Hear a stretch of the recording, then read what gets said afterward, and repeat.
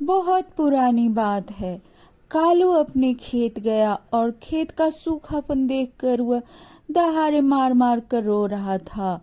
दरअसल गांव में सूखा होने के कारण सबका खेत एकदम बंजर सूखा पड़ गया था और उपज नहीं हो रहा था।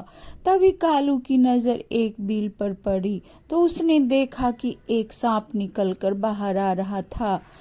कालू सोचने लगा कि अगर मैं इस नाग देवता को दूध पिलाता तो हमारे लिए कुछ अच्छा ही होता। यह सोचकर कालू शाम को कटोरे में दूध लिया और नाग देवता को पीने के लिए छोड़कर आ गया। सुबह वह वहां पर वापस गया तो देखा कि उसके कटोरे में एक सोने का सिक्का रखा था।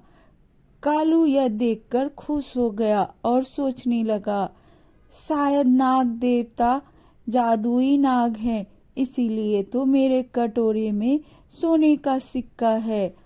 अब कालू रोज शाम को नाग देवता को दूध पिलाने लगा और सुबह जाता तो उसे एक सोने का सिक्का मिलता। एक दिन कालू अपने किसी काम से बाजार जा रहा था।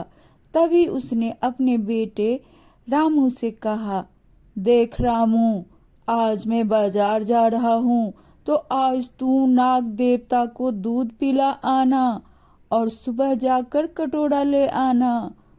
रामू ने कहा, जी पिताजी, मैं जाऊंगा और दूध पिला आऊंगा। और वह दूध का कटोरा लेकर नाग देवता को देकर आ गया।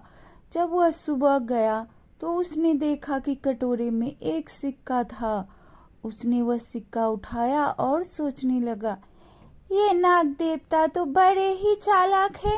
ये अपने बिल में इतने सारे सिक्के रखे हैं और मुझे एक ही सिक्का दिया।